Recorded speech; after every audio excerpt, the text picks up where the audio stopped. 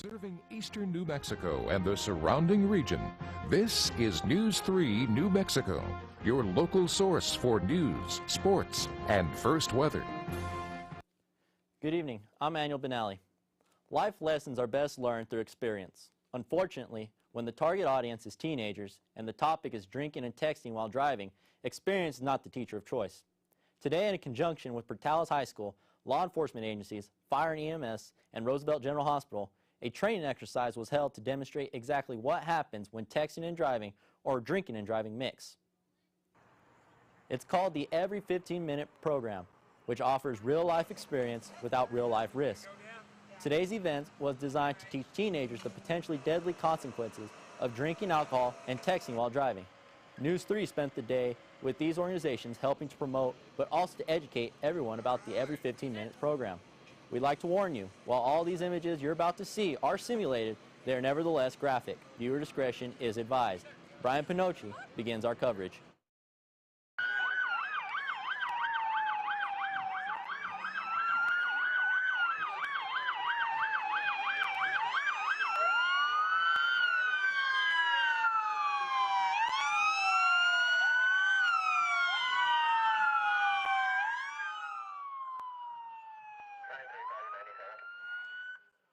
A frantic 911 call and police sirens signal the beginning of a very bad day. It may have been a training exercise, but the scene looked real. Lifeless student bodies, crumbled car fenders, broken glass, and blood dripping onto the pavement. The 911 call came in at about 9:30 a.m. That coincided with a fire alarm drill at Portales High School. When the students emerged from class, what they saw was a bit startling. 2 cars and 5 teenagers mangled together just as if it hadn't been staged. 3 students in one car and 2 in another. By the time police, fire, and EMS arrived, the stage wreck begins to feel like a real crime scene. As emergency personnel and law enforcement worked the accident, details emerge.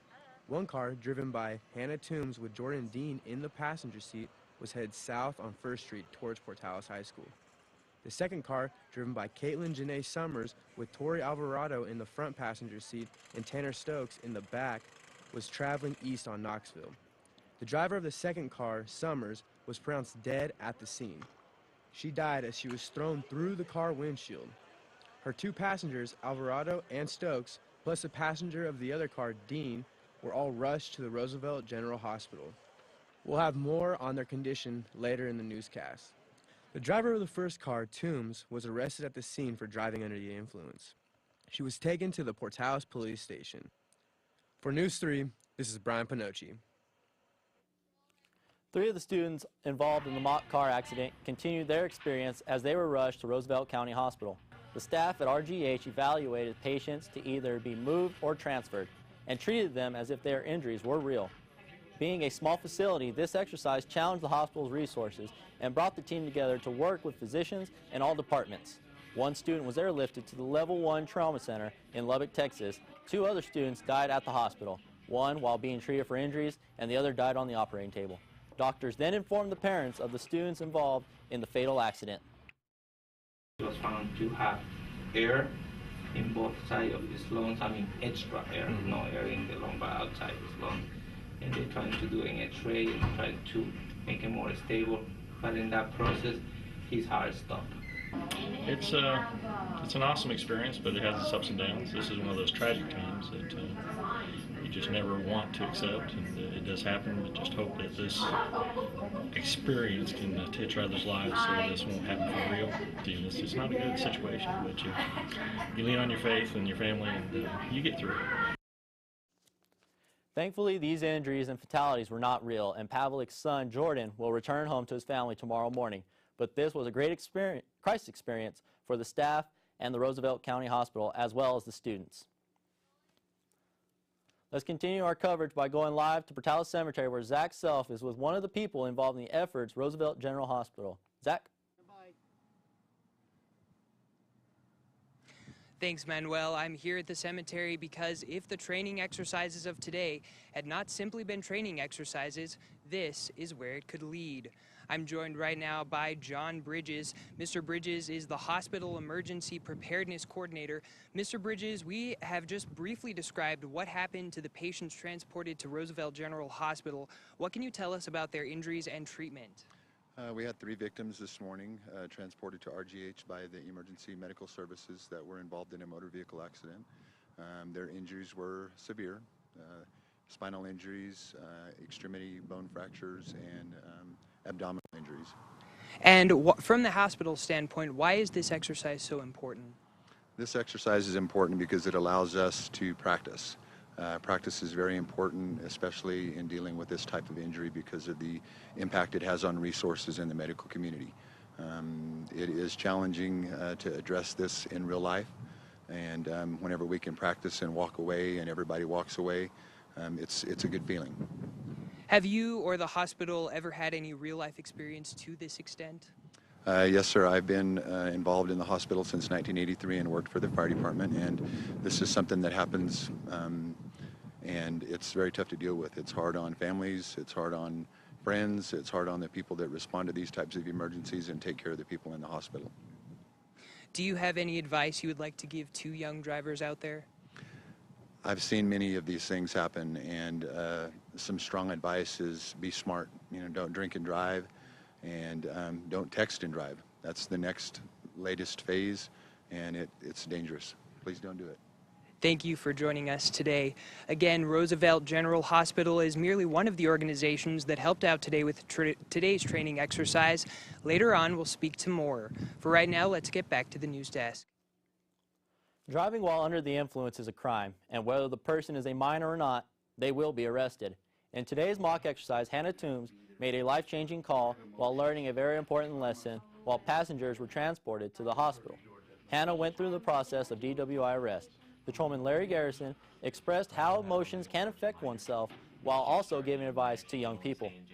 Officers, we don't have the opportunity to step aside and release our emotions. We have to stay on task and take care of our jobs, but it's very emotional for the officers. Young folks that think that they can't talk to mom and dad, talk to parents and make a pact with them that if I do decide to drink, I won't drive. I'll call home, get a ride, call a friend, walk home. Don't get behind the wheel. The moral of the day, don't drink and drive. At the top of our show, when we showed you the accident, you may have seen a ghostly figure walking through the crime scene. He was there to take lives of 16 students throughout the day. Every 15 minutes, someone dies in the U.S. from an alcohol-related accident. So by the end of this show, 2 lives will be lost. This lesson was delivered in person today to every student at Portales High School. The Every 15 Minutes program exists to spotlight the potentially dangerous and fatal mixture of drinking and driving and texting while driving. After the morning fire drill and the car accident was cleaned up, the Grim Reaper stayed behind, and at 15-minute intervals, the Reaper would enter the classroom, tap a student on the back, and the student was now dead. The student would not return to his or her classes for the rest of the day. They were not allowed to have their cell phones and could not make contact with anyone.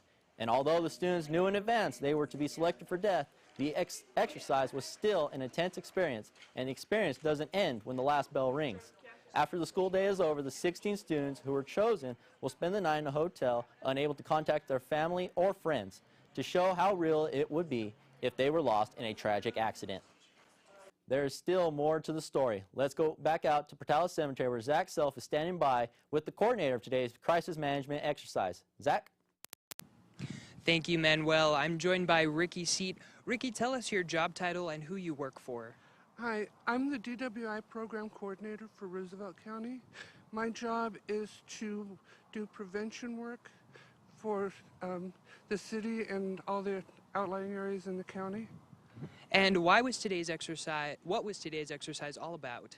Today's exercise goes along with Red Ribbon Week, and we're trying to wake up the community to the problems of drugs and alcohol and texting among our young people. We don't want to lose any more young people in Roosevelt County. Absolutely. Today, during the car accident, even during the Reaper visits, it seemed as though some students weren't taking the exercise too seriously. How do we as parents instill upon them the seriousness of what today was all about?